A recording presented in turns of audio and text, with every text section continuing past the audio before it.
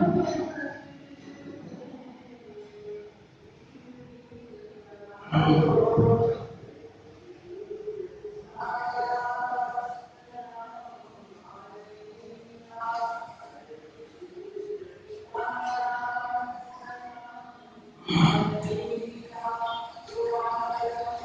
محترم السلام علیکم ورحمۃ اللہ وبرکاتہ۔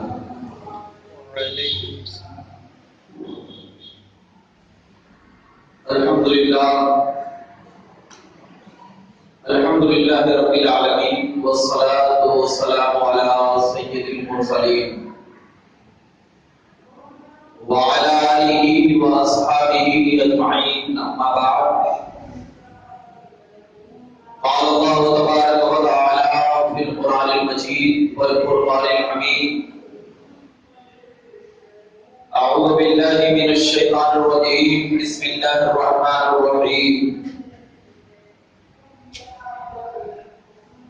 الا ان اولیاء اللہ لا خوف علیہم ولا هم يحزنون۔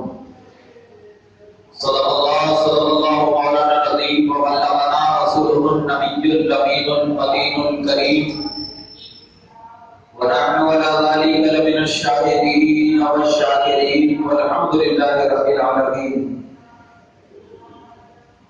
ان الله وملائكته يصلون على النبي يا ايها الذين امنوا صلوا عليه وسلموا تسليما۔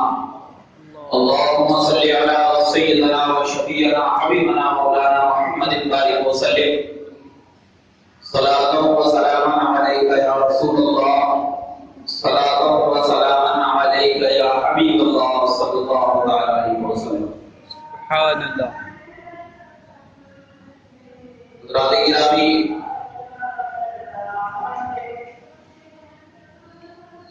آپ کے سامنے کلام مقدس کی مشہور و معروف آیت کریمہ کا تذکرہ فرمائیں۔ اللہ رب العزت اپنے کلام میں ارشاد فرماتا ہے، الا ان اولیاء اللہ لا خوف علیہم ولا هم يحزنون۔ خبردار، اللہ کے ولیوں کو نہ کوئی خوف ہوتا ہے نہ کوئی غم۔ آج جمادی الاولیاء کی 29 تاریخ ہے اور اگلا جو مہینہ ہے وہ ماہ رجب المرجب ہے، اور الحمدللہ ماہ رجب المرجب جب ہمارے سامنے آتا ہے تو سب سے پہلے اگر اس مہینے میں کوئی سنی کسی کو یاد کرتا ہے تو حضرت خواجہ خواجہ ہند الولی حضرت معین الدین چشتی اجمیری رحمۃ اللہ تعالی علیہ کی یاد میں، اور منانا بھی چاہیے، کیونکہ دنیا کا یہ دستور رہا کہ ہر کوئی اپنے محسن کو کبھی نہیں بھولتا، احسان کرنے والے کو کبھی نہیں بھولتا۔ جو ہم پر احسان کرتا ہے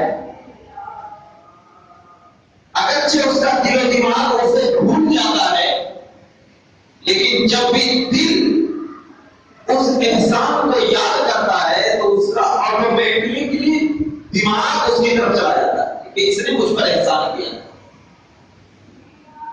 اور سب سے بڑا احسان، سب سے بڑا، اگر کسی انسان کو کچھ کر دیا جائے تو سب سے بڑا احسان یہ ہے کہ ایک بندے کی وجہ سے اگر دوسرا بندہ جہنم کی آگ سے بچ رہا ہو تو یہ کائنات میں سب سے بڑا احسان ہے۔ کیوں؟ اس لیے کہ جب بیٹا ہمارے گھر میں تشریف لاتا ہے تو اس کا باپ خوشی کے مارے سماتا نہیں، وہ یہ سوچتا ہے کہ میں اپنی خوشی کو کیسے ظاہر کروں، کیوں؟ بیٹا آیا، خوشی آئی ہے، لیکن اس بیٹے کی حد 60 سے 70 سال 80 سال انتقال کر جاتا ہے۔ لیکن نبی کریم صلی اللہ علیہ وسلم ارشاد کہ اگر انسان ایمان کی حالت میں دنیا میں رہے اور ایمان کی حالت میں ہی دنیا سے چلا جائے تو یہ ایمان ایسی چیز ہے کہ دنیا میں بھی اسے کامیابی کی منزل کو طے کرنے پر نہیں روکتی اور آخرت میں بھی اگر کامیابی کی منزل طے کرنا ہے تو ایمان کی ہے. یعنی ایمان ایک ایسی چیز ہے کہ انسان اگر کسی کو مومن بنا دے، اگر کوئی بدعقیدہ سدھر کر عقیدہ والا بن جائے، اگر کوئی کافر ایمان والا بن جائے تو اب جس کی وجہ سے ایمان والا بنا اب وہ ہمارا محسن ہے. احسان اس کے اوپر ضروری ہے کہ ہم اس کے احسان مت رکھیں. تو یہ ہندوستان کے مسلمانوں، تمہیں جو ایمان کی دولت ملی، تمہیں جو اسلام کی سرگرمیت ملی، تم جو اپنے آپ کو مسلمان کہہ رہے ہو، یہ تمہارے باپ داداؤں کی وجہ سے نہیں ملا یا تمہاری ماؤں کی وجہ سے ایمان نہیں ملا. اگر تمہیں ایمان ملا ہے، اگر کوئی وسیلہ ہے ایمان کے بیچ میں، اللہ اور بندے کے بیچ میں اگر کوئی ایمان کا وسیلہ لے کر آیا ہے تو کوئی اور شخصیت نہیں بلکہ اس شخصیت کا نام معین الدین چشتی اجمیری ہے. یعنی ہمیں جو ایمان والا ملا ہے، ہم جو نماز پڑھ رہے ہیں، روزہ رکھتے ہیں، یہ صدقہ ہے حضرت خواجہ معین الدین چشتی کا کہ اگر وہ ہندوستان میں نہ آتے تو ہمیں کوئی پہچانتا نہیں، ہمیں کوئی جانتا نہیں، ہمیں کوئی مسلمان نہ کرتا. کیوں؟ اس لیے کہ ایمان کی دولت سب سے بڑی چیز ہوا کرتی ہے. تو ہم ہمارے محسن حضرت خواجہ معین الدین چشتی ہیں. آج یہ اللہ کے بہت بڑے ولی، سلطان الہند کہا جاتا ہے، اور اتنے بڑے ولی ہیں کہ حضرت خواجہ معین الدین چشتی کی ولایت کے سلسلے میں تو یہ بات کہی گئی ہے کہ جب حضرت خواجہ معین الدین چشتی اجمیری کی عمر 9 سال تھی، 9 ایئرس، 9 سال تھی، اور ان کے والد والدہ کا انتقال ہو چکا تھا، تو ان کے وراثت میں ایک باغ آیا تھا، ایک باغ جو انگور کا باغ تھا. ان کا معمول یہ تھا کہ جب انگور کے باغ میں داخل ہوتے تو قرآن کی تلاوت کرتے ہوئے داخل ہوتے. ہمیشہ کا یہ معمول. ایک مرتبہ ایسے ہی قرآن کی تلاوت کرتے ہوئے انگور کے باغ میں داخل ہوئے. میں ان کی شان بتا رہا ہوں، اگر انسان کے دل میں ایمان رہے گا تو قسم سے ان کی شان سن کر انسان کا دل مچل جائے گا کہ ہم ایسے خواجہ کو ماننے والے. 9 سال کی عمر میں اپنے اس باغ میں تلاوت کرتے ہوئے داخل ہوئے. جیسے ہی داخل ہوئے دیکھا کہ وہ باغ بالکل صاف ستھرا ہے، کوئی ایک پتا بھی زمین پہ گرا ہوا نہیں ہے. پہلے ایسا ہوتا تھا کہ جب باغ میں داخل ہوتے تلاوت کرتے ہوئے تو سب سے پہلے باغ کو صاف کیا کرتے تھے، جو پتا گرا رہتا تھا اس کو صاف ستھرا کر کے باغ میں پانی ڈال کے انگور وغیرہ توڑ کر کھاتے تھے. یہ پہلے کا معمول تھا. لیکن ایک وقت ایسا آیا کہ جب باغ میں داخل ہوئے، داخل ہونے کے بعد جب قرآن کی تلاوت کیا تو دیکھا کہ باغ بالکل صاف ہے. اب باغ صاف ہے تو وہ قرآن کی اور تلاوت کرتے رہے، اور انگور کو توڑنے کے قریب گئے تو خود بخود انگور ٹوٹ کر کے حضرت خواجہ معین الدین چشتی کے ہاتھوں میں آ گیا، ہاتھوں میں آ گیا اور آگے گئے. اچھے ہو گئے. 9 سال کی عمر ہے. اب 9 سال کا بچہ کیسا رہتا ہے دیکھیے. اگر دیکھو وہ معین الدین ہے کہ دوسرا انگور توڑنے کے لیے چاہا تو وہ انگور بھی ٹوٹ کر ہاتھ میں آ گیا. آپ لوگ پیچھے وہ انگور بھی ہاتھ کر ٹوٹ میں آ گیا. تیسرے اس میں آیا تو وہ انگور بھی ٹوٹ کر کے آ گیا. حضرت خواجہ معین الدین چشتی کہتے ہیں میرے عقل نے سوچا کہ آخر یہ ماجرا کیا. میں کھڑا ہوا. کھڑا ہونے کے بعد کہا اس درخت کے اوپر کون لوگ ہیں میرے سامنے آئے. درخت کے اوپر کون لوگ ہیں جو میں انگور توڑ کر میرے ہاتھ میں دے رہے ہیں میرے سامنے آئے. روایتوں میں ہے کہ اس درخت کے اوپر 6 جنات تھے. کتنے تھے؟ 6 جنات. حضرت خواجہ معین الدین چشتی کی بارگاہ میں آئے, کہا حضرت میں اس درخت اور اس باغ کو ہم لوگوں نے صاف کیا ہے, انگور توڑا ہے ہم لوگوں نے, آپ کے ہاتھوں میں دیا ہے ہم لوگوں نے. تو حضرت خواجہ معین الدین نے کہا کہ آخر وجہ کیا ہے کہ میں انگور توڑنے کے لیے جاتا ہوں تو تم لوگ توڑ کر میرے ہاتھ میں دے دیتے ہو, میرے باغ کو صاف کر دیتے ہو. کہا وجہ یہ ہے کہ میں نے جب آپ قرآن کی تلاوت کرتے ہیں تو ہم آپ کے قرآن کی تلاوت کو سننے کے لیے خاص طور پر اس باغ میں آ کر بیٹھ جاتے ہیں اور انتظار کرتے ہوئے کہ آپ تشریف لائیں اور آپ کی زبان سے قرآن کے الفاظ نکلے, میرے کانوں میں پڑے. قسم خدا کی میں نے ساری کائنات کا چکر لگایا, لیکن جو زبان آپ کو اللہ نے بھی کلاس کے ساتھ عطا کیا ہے میں نے ابھی کبھی بھی ایسی قرآن کی تلاوت نہیں سنی. میں نے باغ اس لیے صاف کیا کہ آپ اگر باغ صاف کرنے میں مصروف ہو جائیں گے تو قرآن کی تلاوت کم ہو جائے گی, انگور توڑنے میں مصروف ہو جائیں گے تو قرآن کی تلاوت کم ہو جائے گی. میں پہلے سے ان چیزوں کو صاف شفاف کر رہا ہوں کہ زیادہ سے زیادہ آپ قرآن کی تلاوت کرتے رہے اور ہم سنتے رہے اور اپنے دل کو پاک و صاف کرتے رہے. سبحان اللہ. اتنی بڑی عظمت ہے, 9 سال کی عمر ہے. جنات بھی قرآن کی تلاوت کو سننے کے لیے حضرت خواجہ معین الدین چشتی کی بارگاہ میں آ رہے ہیں. کیوں؟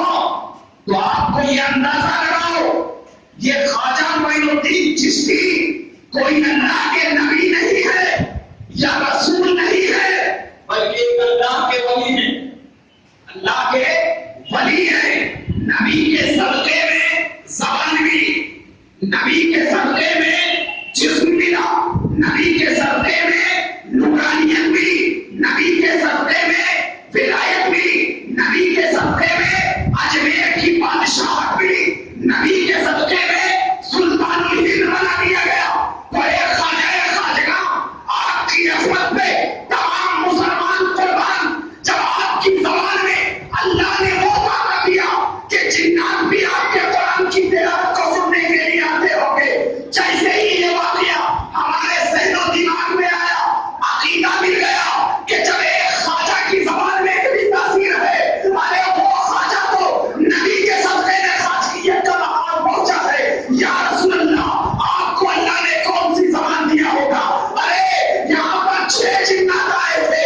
ہمارا عقیدہ ہے کہ جب نبی قرآن پڑھ رہے ہوں گے تو ساری کائنات کے فرشتے اور جنات بھی آپ کو سننے کے لیے آ رہے ہیں. سبحان. عقیدہ ہے. کیوں؟ اس لیے کہ ہم خواجہ کو چاہنے والے. لوگ کہتے ہیں غریب نواز تو اللہ ہے, غریبوں کو نوازنے والا تو اللہ ہے. یہ خواجہ کب سے غریب نواز ہو گئے؟ لوگ اعتراض کرتے ہیں کب سے رکھ کے. تو اگر ان کو یہ بھی جواب دینا کہ جسے اللہ چاہے کیا نہیں بنا دیتا. اگر کوئی فقیر ہے امیر بنا دیتا, کوئی غریب ہے مالدار بنا دیتا, کوئی امیر ہے تو اسے غریب بنا دیتا ہے. بناتا ہے اور نہیں بناتا ہے.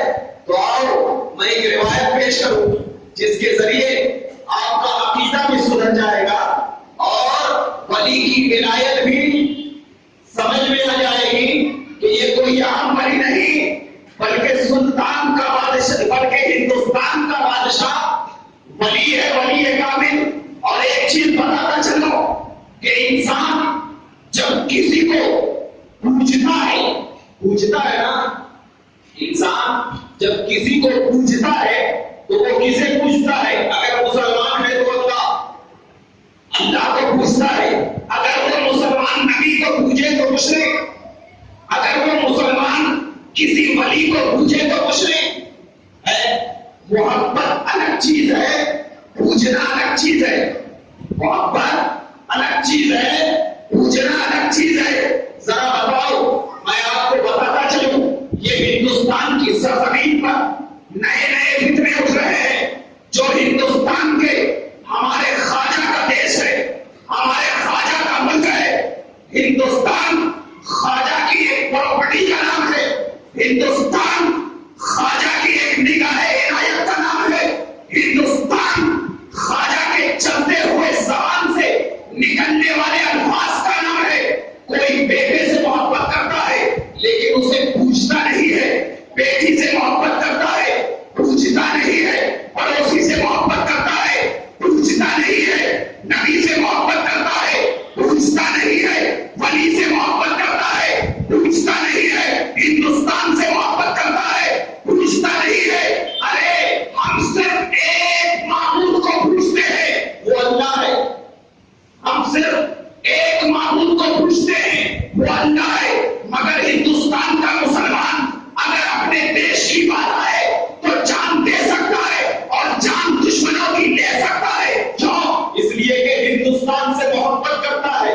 پوچھیں گے نہیں، محبت کریں گے، پوچھیں گے نہیں، محبت کریں گے۔ تو کوئی انسان اگر بھارت ماتا کو پوچھ رہا ہے تو وہ مسلمان نہیں، کیونکہ مسلمان کا دھرم وہ ہے کہ محبت الگ چیز ہے، پوچھنا الگ چیز ہے۔ صحابہ نے نبی سے محبت کیا، پوچھا نہیں، ولیوں نے نبی سے محبت کیا، پوچھا نہیں، مسلمانوں نے نبی سے محبت کیا، پوچھا نہیں۔ تو آج ہم مسلمان ہیں، اگر ہمارے اوپر کوئی بھارت ماتا کو کہے پوچھو تو کہاں پوچھیں گے؟ ہم جے ہند تو بول سکتے ہیں لیکن کبھی بھارت ماتا کی جے نہیں بول سکتے۔ کیوں؟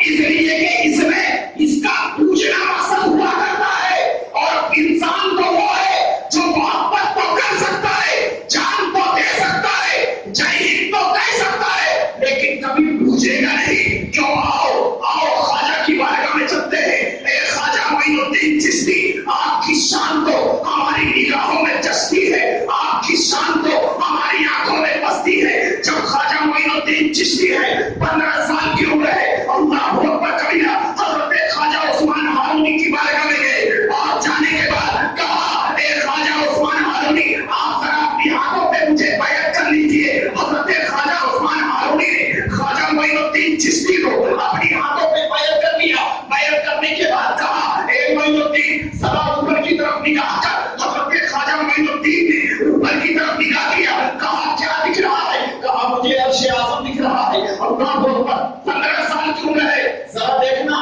غور کرنا، عمر کی بات پہ غور کرنا، کتنی عمر ہے؟ 15 سال کی عمر ہے۔ خواجہ معین الدین چشتی کو حضرت خواجہ عثمان ہارونی نے کہا اوپر کی طرف دے، کیا دکھتا ہے؟ کہا عرش اعظم دکھ رہا ہے۔ کہا پھر زمین کی طرف دے، کیا دکھ رہا ہے؟ کہا ابھی تک تو سرا نظر آ رہا ہے۔ 15 سال کی عمر گزر گئی، آگے چلتے گئے، ابھی 20 سال اور خدمت میں حضرت خواجہ عثمان ہارونی کے خدمت میں 20 سال رہے۔ 15 سال اور ادھر 20 سال، 35 سال ہو گئی۔ اب ذرا بتاؤ کہ جو انسان 15 سال کی عمر میں عرش اعظم کو دیکھ رہا ہو، جو انسان 15 سال کی عمر میں تحت الثری کو دیکھ رہا ہو، تو ذرا اس کے کمال کا مرتبہ کا، اس کے مرتبے کا کوئی اندازہ لگا سکتا ہے؟ نہیں۔ اگر کسی کے اندر طاقت ہے، اگر کسی کے اندر ہمت ہے تو ذرا اپنے بچے کو 15 سال کی عمر میں تحت الثری نظر کروا دے۔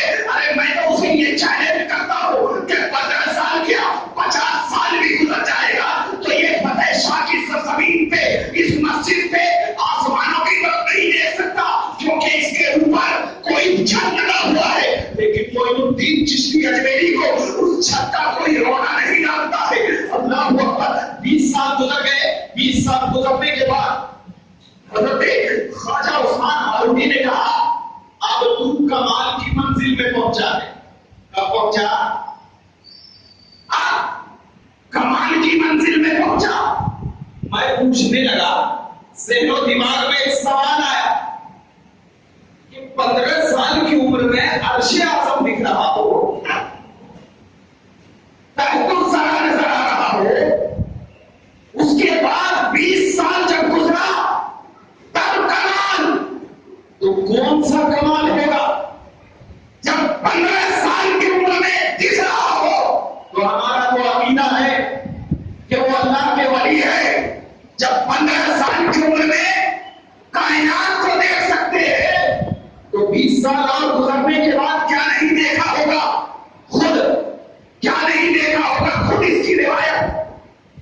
حضرت شہزادی بیگم رحمت اللہ تعالی علیہ جو حضرت اورنگزیب عالمگیر علیہ رحمت و رضوان کی بیٹی ہے، شہزادی بیگم جو بہت بڑی متقیہ پرہیزگار اللہ کی ولیہ تھی، کہتے ہیں میں عام واقعہ حضرت خواجہ غریب نواز کا نہیں بتاؤں گا کیونکہ آپ لوگ سنتے ہوں گے، کہتے ہیں کہ جب ساری چیزیں ہو گئی حضرت خواجہ غریب نواز کو ہندوستان جانے کے لیے کہا گیا، تو جو پرتھوی راج جو اس وقت کا بادشاہ تھا، بہت بڑا ہندوستان پہ حکومت کرتا تھا، شہزادی بیگم لکھتی ہے اپنی کتاب میں کہ پرتھوی راج کی جو ماں تھی وہ بہت بڑی جادوگر تھی، اتنی بڑی جادوگر تھی، سوڈان، بھوٹان، چائنا سے لوگ اس کے پاس جادو سیکھنے کے لیے آیا کرتے، اور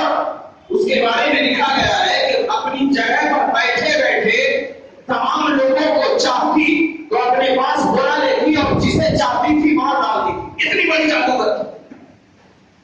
جب ہندوستان کی سرزمین کی طرف روانہ ہوئے خواجہ غریب نواز علیہ رحمت و رضوان روانہ ہوئے تو شہزادی بیگم رحمت اللہ تعالی لکھتی ہے کہ پرتھوی راج کی ماں نے کہا بیٹا ایک فقیر آ رہا ہے ہندوستان میں جو تیری سلطنت کو برباد کر دے گا، جو تیری سلطنت کو اڑا دے گا، جو تیری سلطنت کو نصف و نابود کر دے گا۔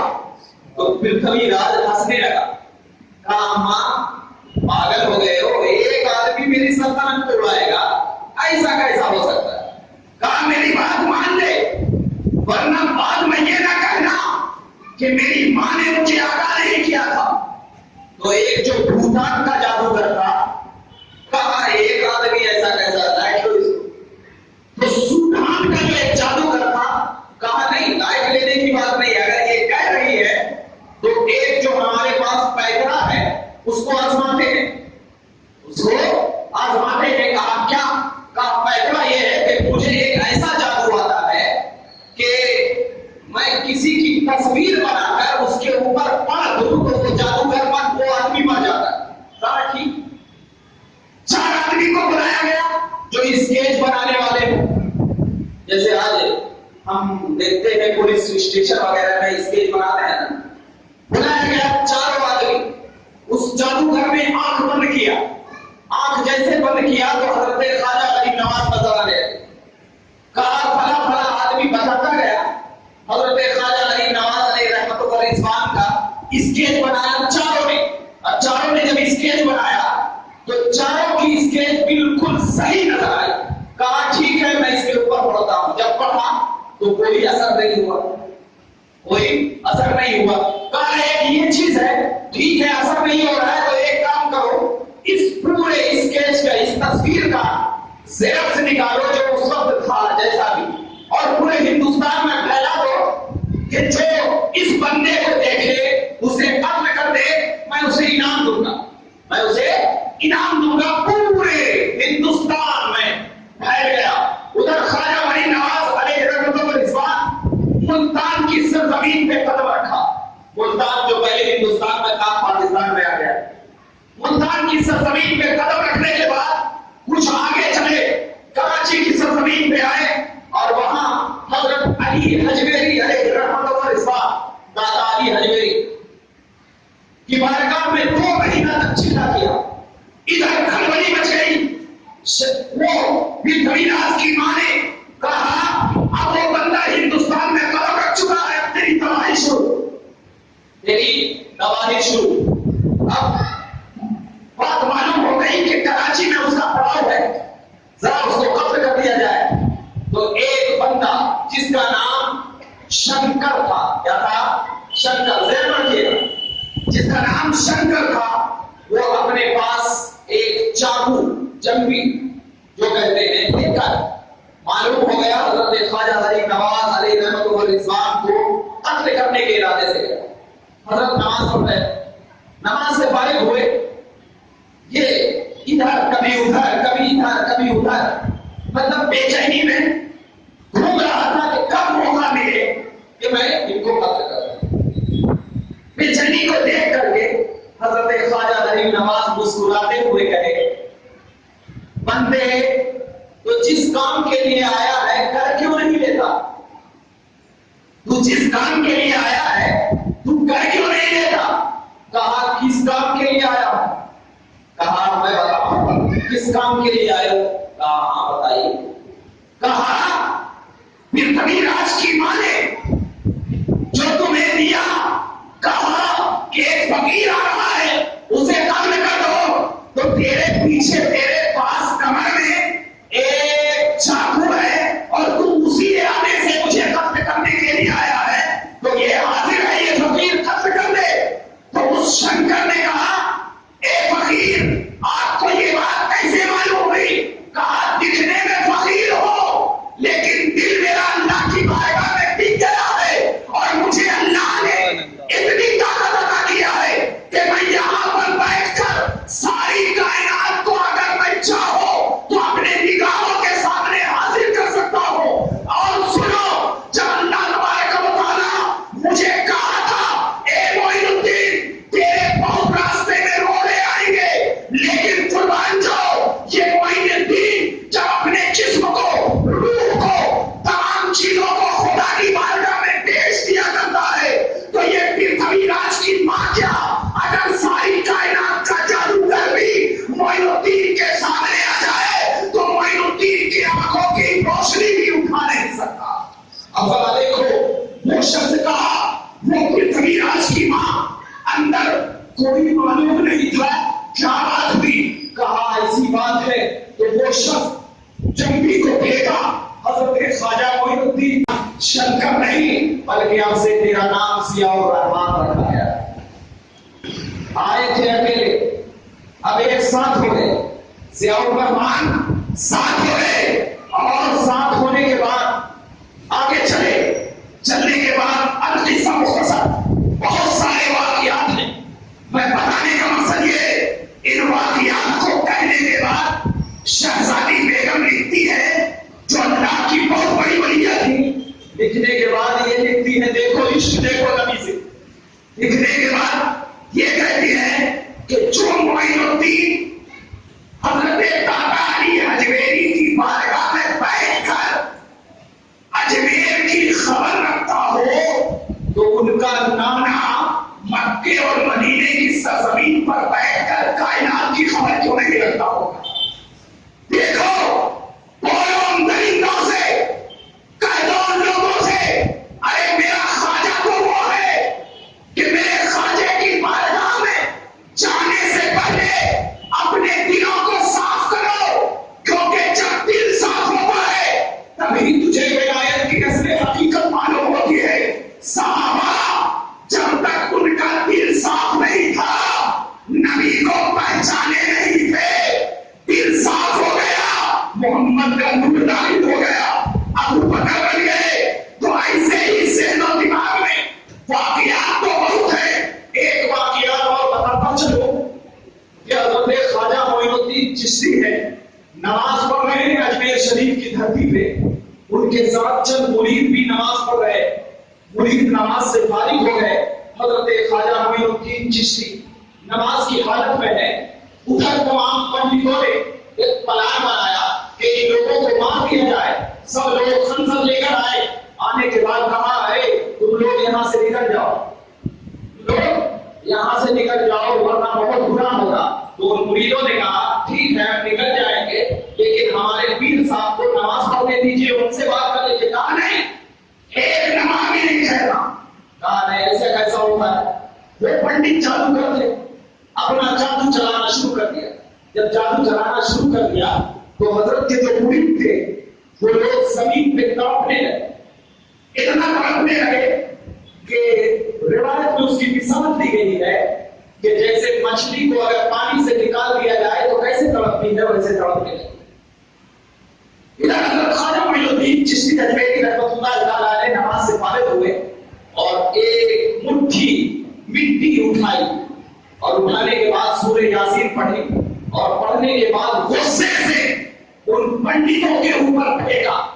روایت میں یہ ہے کہ جس پنڈت کے اوپر وہ مٹی پڑی وہیں پر وہ بت کا مجسمہ بن گیا، وہیں پر وہ بت بن گیا، پتھر کی مورتی بن گیا، اور جو بھاگنے تھے وہ لوگ بھاگ گئے۔ یہ میرے خواجہ کی کرامتوں میں سے ہے، اور یہ کوئی عام لوگوں نے نہیں لکھا۔ اسرار الاولیاء ایک کتاب ہے، سیر الاولیاء ایک کتاب ہے، اس میں جا کر دیکھیے۔ یہ تو حضرت خواجہ معین الدین چشتی اجمیری علیہ رحمۃ و رضوان کی کرامتوں میں سے، کیونکہ جب ولی اپنے آپ کو خدا کی بارگاہ میں بیچ دیتا ہے، اپنے جسم و روح کو بیچ دیتا ہے، تو اللہ ان کے اندر دگنی قوت عطا فرما دیتا ہے، دگنی۔ یہی چیز حضرت خواجہ معین الدین چشتی نے کیا ہے، آدمی کو مورتی بنا دیا۔ اسی خواجہ معین الدین چشتی کی ایک جھلک جب کچھوٹا کی دھرتی پہ حضرت مخدوم سمنا کے روپ میں پڑی، تو روایت میں لکھتے ہیں کہ حضرت مخدوم سمنا اپنے ایک مرید کے ساتھ سفر پہ جا رہے تھے۔ ان کے مرید نے کہا، حضرت مجھے رفع حاجت ہوئی ہے، میں ذرا فارغ ہو کر آتا ہوں۔ کہا ٹھیک ہے، میں چلتا ہوں، تو پیچھے سے آ جا۔ حضرت مخدوم سمنا پالکی پہ بیٹھ کے اپنے خانقاہ میں چلے گئے، اور ان کے مرید جب پیدل آنے لگے تو ایک راستے میں کیا دیکھتے ہیں کہ کوئی مورتی تراشنے والا مورتی تراش رہا ہے، اور اتنی خوبصورت مورتی ہے کہ حضرت مخدوم سمنا کا وہ مرید اس مورتی کو پھر اور دیکھنے لگا۔ جب خانقاہ میں پہنچے تو چند مریدوں سے کہا کہ فلاں آدمی کہاں؟ کہا حضرت آپ کے ساتھ تھا مگر وہ آیا نہیں تھا، ہو سکتا ہے پیچھے رک گیا ذرا بلا کر لاؤ۔ چند مرید گئے تو اس آدمی کو دیکھا کہ وہ بھی بت کا مجسمہ بنا ہوا ہے، یعنی اب وہ حرکت بھی نہیں کرتا، بس اس مورتی کو دیکھ رہا ہے۔ یہ دیکھ کر کے حضرت مخدوم سمنا کی بارگاہ میں وہ مرید گئے، اور جانے کے بعد کہا حضرت وہ تو خود ایک بت میں پاگل ہو گیا ہے، محبت کرنے لگا۔ کہا ایسا چلو۔ حضرت مخدوم سمنا گئے، اب قصہ مختصر ہے، قصے کو بالکل حکایت کو مختصر انداز سے بتا رہا ہوں۔ جانے کے بعد حضرت نے ان کے سینے پر اپنا دست مبارک رکھا، ہوش میں آیا، کہا تم اس سے محبت کرنے لگے؟ کہا حضرت ہاں، دل سے محبت کرتا ہوں۔ کہا تم اس سے شادی کرنا چاہتے ہو؟ کہا ہاں، شادی کرنا چاہتا ہوں۔ کہا کبھی چھوڑو گے تو نہیں؟ کہا نہیں، کبھی نہیں چھوڑوں گا، دل سے محبت ہے، آپ تو میرے دل کو جانتے ہیں، آپ تو ہمارے پیر ہیں، سب حالت کو جانتے ہیں۔ کہا اچھی بات ہے، ٹھیک ہے۔ قسم خدا کی روایت میں آیا ہے کہ حضرت مخدوم اشرف سمنانی جہانگیر علیہ رحمۃ و رضوان اس مورتی کے پاس گئے اور اپنا دست مبارک اس کے سر سے لے کر کے پاؤں تک جیسے ہی پھیرا، وہ مورتی اب مورتی نہیں رہی، بلکہ وہ خوبصورت عورت بن گئی، خوبصورت عورت بن گئی۔ اب اس اپنے مرید کو اور اس عورت کو لے کر خانقاہ میں گئے۔ جانے کے بعد ان کی نکاح کرایا، نکاح کرانے کے بعد روایت میں بات آئی ہے کہ ان سے کئی آل اولاد ہوئی، کئی آل اولاد پشتوں تک چلی، لیکن ان کے اولاد کا ایک عجیب واقعہ یہ تھا کہ پورا جسم تو مٹی کا رہا کرتا، لیکن اس کے جو ناخن ہوتے وہ پتھر کے رہا کرتے تھے۔ کیوں؟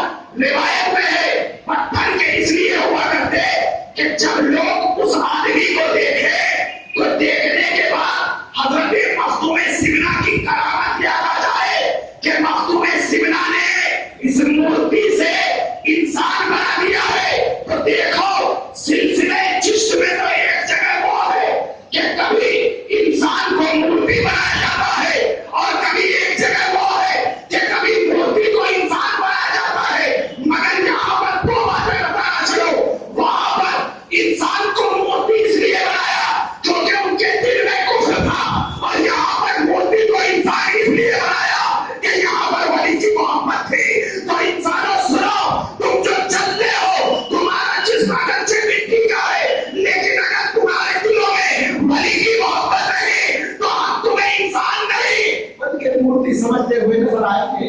لہذا اپنے دلوں کو بدلو، گستاخیاں کرنا چھوڑو، اور ولی کے قدموں میں گر جاؤ۔ کیوں؟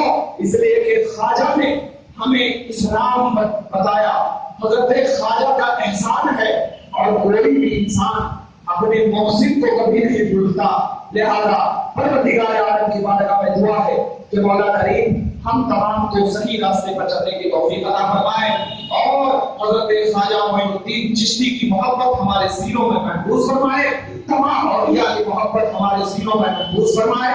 وآخر دعوانا الحمدللہ رب العالمین۔ ایک اعلان یہ ہے کہ ہمارے توحید سینٹر میں سمر کلاسز کا آغاز ہو چکا ہے۔ جن لوگوں کو ایڈمیشن چاہیے کسی بھی طریقے سے آپ کیا ہے ایڈمیشن آ کر کے لے سکتے ہیں۔ اور ایک چیز یہ اعلان ہے کہ کچھ ڈیسک یعنی بینچ کی ضرورت ہے۔ توحید سینٹر میں جو بینچ ہوتے ہیں جس میں بچے قرآن پاک رکھ کر کے پڑھتے ہیں، پارا رکھ کر کے پڑھتے ہیں، اس کی ضرورت ہے۔ تو جو حضرات دینا چاہتے ہیں، جو حضرات عطیہ کرنا چاہتے ہیں، صدقہ کرنا چاہتے ہیں، تو آپ لوگ دے سکتے ہیں۔ انشاءاللہ ہمارے بچے وہاں ٹھہریں گے، آپ ایسے دے سکتے ہیں یا بیچ دلا سکتے ہیں، میں بھی وہاں رہوں گا انشاءاللہ۔ یہ اللہ رب العزت کی بارگاہ میں دعا ہے کہ مولا کریم ان تمام کو قبول فرمائے۔ جو حضرات سنت نہیں پڑھے